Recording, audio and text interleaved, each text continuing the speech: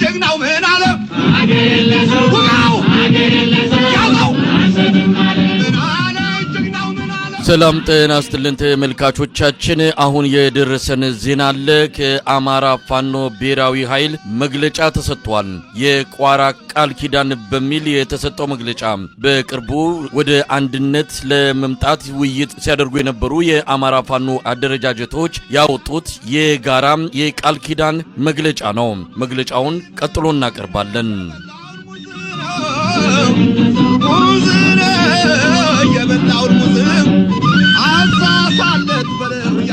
የአማራ ህዝብ የጀመረው የህልውና ተጋድሎ በከፍተኛ ሁኔታ የተጋጋለበት ዘመን ላይ እንገኛለን የአማራ ክልልን ጨምሮ በበርካታ የአገሪቱ አካባቢዎች እየተደረገ ያለው የህልውና ትግል ህዝባዊ መሰረት ያለው በመሆኑ በአንድ ወጥ ድርጅት እየተመራ ባይሆንም አመርቂ ውጤት እያስመዘገበ ይገኛል ትግሉ ግለቱን ጠብቆ የበለጠ እንዲፋፋምና ባጭር ጊዜ የአማራን ህዝብ ነጻነት ያረጋግጥ ዘንድ ይህንን ትግል የሚያቀናጅና የሚያስተባብር የጋራ አመራር ያለው ድርጅት መውለድ ጊዜው የጠየቀው አንገብጋቢ ጉዳይ ሆኖ ተገኝቷል ይህንን አንገብጋቢ ጥያቄ ለመመለስ በርካታ ሙከራዎች ተደርገዋል ብዙ ውጣውረዶችም ታልፈዋል በመጨረሻም የአማራ ህዝብ የናፈቀው ሀገር ወዳድ ኢትዮጵያዊ ሁሉ የተመኘው ላው የፋኖ ሰራዊት የጠበቀው ታሪክ እንዲፈጸም የጠየቀው ጉዳይ ተጠናቋል የአማራ ፋኖ በጎጃም የአማራ ፋኖ በወሎ ቤት አማራ የአማራ ፋኖ አንድነት በጎንደርና የአማራ ፋኖ በሸዋ ከፍተኛ አመራሮች በጋራ ቋራ ጎንደር ባደረጉት ቀናትን የወሰደ መስራች ጉባኤ ዛሬ ግንቦት 1 ቀን 2017 ዓ.ም የአማራ ፋኖ ብሔራዊ ኃይል የተሰኘ ድርጅት መመስረታቸውን ለመላው ሰራዊታችን ለአማራ ህዝብና ለትግሉ ደጋፊዎች እናበስራለን መላው የትግላችን ደጋፊዎችም እንኳን ደስ አላችሁ የአማራ ፋኖ ብሔራዊ ኃይል በአማራ ብሔርተኝነት የፖለቲካ ርዕዮተ ዓለም ላይ የቆመ ህዝባዊ ተጋድሎ የሚመራ ሲሆን የድርጅታችን ዋነኛ ተልዕኮም እየተደረገ ያለውን የህልውና ትግልና ህዝባዊ አብዮት ማስተባበርና ማቀናጀት ይሆናል ድርጅታችን የአማራ ፋኖ ብሔራዊ ኃይል በኢትዮጵያ ሉዓላዊነትና አንድነት ላይ የማያወላውል አቋም ያለው ሲሆን የአማራ ህልውና የሚረጋገጠውም ከሌሎች ኢትዮጵያውያን ኃይሎች ጋር በሚደረግ የጋራ ትግል የአብይ አህመድን የሽብር አገዛዝ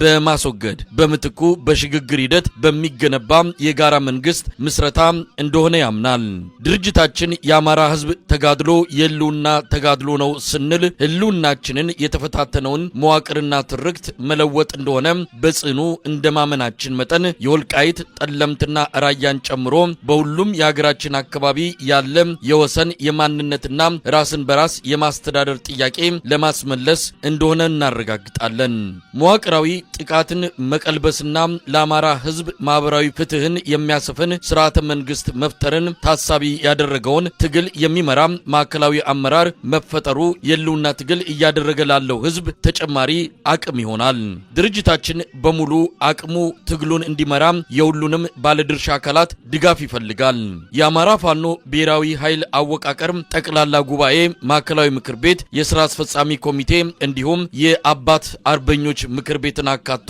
ህገ ደንብ በማጽደቅ ተቋቁሟል የአባት አርበኞች ምክር ቤትን አርበኛ መሳፍንት ተስፉ እንዲመሩት መስራች ድርጅቶቹ ተስማምተዋል የድርጅቱን አመራር በተመለከተ የመስራች ድርጅቶቹን አባላትና ሰራዊት ለማዋሃድ ጊዜ በማስፈለጉ የድርጅቱን አመራር በማዋቀር ሂደት የመስራች ድርጅቶችን አመራርና አባላትን ተሳትፎ ከፍ ለማድረግ ሲባል የትጥቅ ትግሉ ከሚደረግበት የቀጠና ስፋት አንጻር የጋራ አመራር በማስፈለጉ እንዲሁም ሌሎች በኢትዮጵያ ውስጥ ያሉ የፋኖ አደረጃጀቶች የድርጅቱ አካል የሚሆኑበትን እድል ለመፍጠር ሲባል ድርጅቱ በማዕከላዊ ኮማንድ እንዲመራ ተወስኗል በመሆኑም 13 አባላት ያሉት ማዕከላዊ ኮማንድ የተቋቋመ ሲሆን አባላቱም አንደኛ አርበኛ ዘመነ ካሴ ሁለተኛ አርበኛ ሀብቴ ወልዴ ሶስተኛ አርበኛ ምሬ ወዳጆ አራተኛ አርበኛ ደሳለ ደሳለኝ ሲያስብ ሸዋ፣ አምስተኛ አርበኛ አስረስ ማረ ዳምጤ፣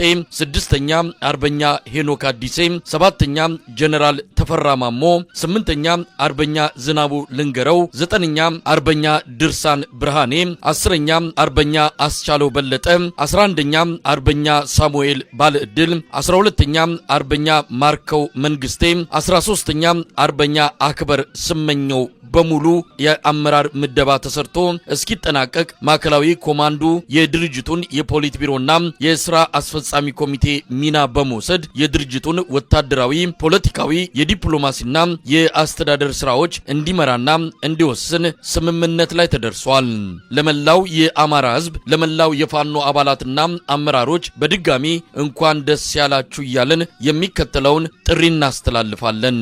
ለመላው የአማራ ህዝብ አሁን የአማራ ፋኖ ትግል ወታደራዊ አቅም፣ ፖለቲካዊ ልምድና ሁሉን አቀፍ አቅም ወደ አንድ ቋት ተሰባስበው ጠላትን የሚያንኮታኩቱበት ወርቃማ ዘመን ላይ ደርሰናል። ከዚህ በኋላ ይህ ግዙፍ አቅም ተአምር ሰርቶ የድላችን ጊዜ ቅርብ መሆኑን በድፍረትና በኩራት መናገር ይቻላል።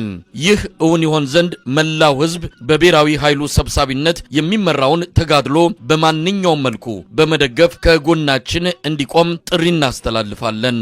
ለመላው የአማራ ፋኖ ሰራዊት ዘመንና ታሪክ ግድ ብሎት ከረጅም ምጥ በኋላ የተወለደው ድርጅታችን መስዋዕትነት የምትከፍሉለትን ትግል ከግብ ለማድረስ ተገቢውን ትጋት የሚያደርግ ሲሆን በቀጣይ የምንሰጣቸውን መመሪያዎች ለመፈጸምና የትግል ጥሪዎችን ለመቀበል የወትሮ ዝግጁነት እንዲኖራችሁ እናሳስባለን። ለአክቲቪስቶች፣ ጋዜጠኞችና ትግሉን ለምትደግፉ የሚዲያ አካላት ውድ እህትና ወንድሞቻችን ከመነሻው የአንድ መከረኛ ህዝብ ልጆች ነን። የአንድ አፈር አፈሮች ነን። እኩል የትግል ባለቤቶችም ነን። ይህን እንገነዘባለን። የህዝባችን መከራ ከኛ እኩል እንደሚያማችሁ፣ ከዚያ መውጫ መንገድ ፍለጋውም እኩል እንደሚያስጨንቃችሁ እናውቃለን። ሚዲያ ወሳኙ የትግል ግንባር ነውና በተሰለፋችሁበት ግንባር የነበራችሁንና ያላችሁን ሚናም በቅጡ እንረዳለን። ይሁንና ከመጓተት ከበጎ ጭንቀትም ይሆን ከግለሰብና ቡድናዊ ፍላጎትና ተልዕኮ የተነሳ የሚደረጉ ገደብ የለሽ ጣልቃ ገብነቶችና የተዛነፉ ትንተናዎች ትግሉን እያወኩት መሆኑን በመገንዘብ ማናቸውም የሚዲያ ስራዎች የመታገያ ተቋም ፈጥሮ ህዝባችንን ለአንድ ዓላማ በአንድ ላይ ማሰለፍን ታሳቢ አድርጎ የህልውና ትግሉን ማሸነፍን ማዕከል ያደረገ እንዲሆን የበኩላችሁን ድርሻ እንድትወጡ እናሳስባለን። ለዲያስፖራ ወገኖቻችን የህልውና ትግሉ አሁን ያለበት ደረጃ ይደርስ ዘንድ የአማራ ዲያስፖራ የነበረው ሚና በትልቁ የሚገለጽ ነው። ሆኖም ወጥ የሆነ የዲያስፖራ አደረጃጀት አለመኖሩና ተመሳሳይ ግብና ዓላማ የሌለ በሚያስመስል ደረጃ ያሉት የእርስ በርስ ንትርኮች በዲያስፖራው ብቻ ሳይሆን በፋኖ አደረጃጀቶች ላይ ያለው አሉታዊ ተጽዕኖም በቀላሉ የሚገለጽ አይደለም።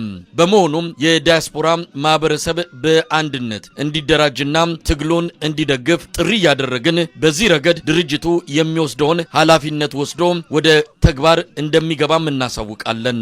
ከብሔራዊ ኃይሉ ውጪ ላላችሁ የፋኖ አደረጃጀቶች በድሮንና በጅምላ ጨራሽ መሳሪያዎች እየተጨፈጨፈ ያለው የአማራ ህዝብ የኛን አንድነት በጽኑ ይፈልጋል። ሁሉም አፈሙዞች ወደ አንደኛ ጠላት ብቻ መነጣጠር እንዳለባቸው የአማራ ፋኖ ብሔራዊ ኃይል ያምናል። ለሁላችንም እድል የሚሰጥ በልካችን የሚያስተናግደን ሰፊ አዳራሽ ፈጥረናል። ስለሆነም ያለምንም ማመንታት ድርጅቱን እንድትቀላቀሉ ጥሪ እናቀርባለን። ለብልጽግና አገዛዝ ካድሬዎች፣ የሰራዊቱ መኮንኖችና ወታደሮች ይህ ትግል የህዝብ ትግል ነው። ማሸነፋችንም የተረጋገጠ ጉዳይ ነው። የአብይ አህመድን አገዛዝ በማገልገል ጥቁር ታሪክ እየጻፋችሁ ነው። የአማራ ፋኖ ብሔራዊ ኃይል የግለሰብን ስልጣን ሳይሆን የህዝብን ነጻነት አስቀድመው ለሚመጡ ወገኖች በቂ የመታገያ ሜዳ ለመፍጠር ዝግጁ ነው። ስለሆነም ትግሉን እንድትቀላቀሉና የማይቀረውን የድል ጽዋ አብረን እንድናነሳ ጥሪ እናቀርባለን። ለመላው የኢትዮጵያ ህዝብ የአማራ ህዝብ የህልውና ተጋድሎ የኢትዮጵያን ህልውና የማይፈታተን ይልቁንም በጋራ ትግል በሚያምን አታጋይ ድርጅት የሚመራ ነው። የአብይ አህመድ አገዛዝ የሽብር ተግባሩ ኢላማ ያደረጋቸው በርካታ ወገኖች መኖራቸው የታወቀ ነው። ስለሆነም መላ ኢትዮጵያውያን ይህንን የህልውና ትግል በመደገፍ ከህዝባችን ጎን እንድትቆሙ ጥሪ እናቀርባለን። በጸረ ብልጽግና ትግል ላይ የምትሳተፉና ነፍጥ ያነሳችሁ ኢትዮጵያውያን የገጠመን ጠላት የዓለም አቀፍ የጦርነት ህግ የማይገዛው የሞራል ተጠይቅ የሌለው የሀገር ሀብት ለሽብር ተግባር የሚያውል የሚመራውን ህዝብ ላይ ሽብር በመፍጠር ስልጣን ላይ መቆየት የሚፈልግ ልፍስፍስ ኃይል ነው።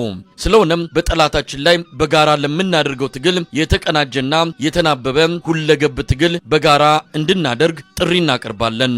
ለዓለም አቀፉ ማህበረሰብ በዓለም የጦርነት ታሪክ ተደርጎ በማይታወቅ ደረጃ በራሱ ህዝብ ላይ የሽብር ተግባር እየፈጸመ ያለው አብይ አህመድና አገዛዙ በሀገር ስም የሚደረግለትን ድጋፍ ለጦርነት ማዋል ከጀመረ ሰነባብቷል። አብይ አህመድ በዩናይትድ አረብ ኤሚሬት አስተባባሪነት የአማራን ህዝብ በድሮንና በጦር ጀት እየጨፈጨፈ ያለ ሲሆን የምስራቅ አፍሪካን ቀጠና የጦርነትና የትርምስ ሜዳ በማድረግም ለቀጠናው ሰላምና መረጋጋት ጸር ሆኖ ቀጥሏል። የአማራ ህዝብ ተጋድሎ በድል ሲጠናቀቅ ይህንን ነባራዊ እውነት የሚለውጥ ውጤት እንደሚያመጣም እሙን ነው። ስለሆነም የአብይ አህመድን አገዛዝ ባለመደገፍና ማንኛውንም ዲፕሎማሲያዊ ጫና በማድረግ ለሰላም እጁን እንዲሰጥ የበኩላችሁን ተጽዕኖ እንድታደርጉ ጥሪ እናቀርባለን። ግንቦት 1 ቀን 2017 ዓ.ም የአማራ ፋኖ ብሔራዊ ኃይል ማዕከላዊ ኮማንድ ቋራ አማራ ኢትዮጵያ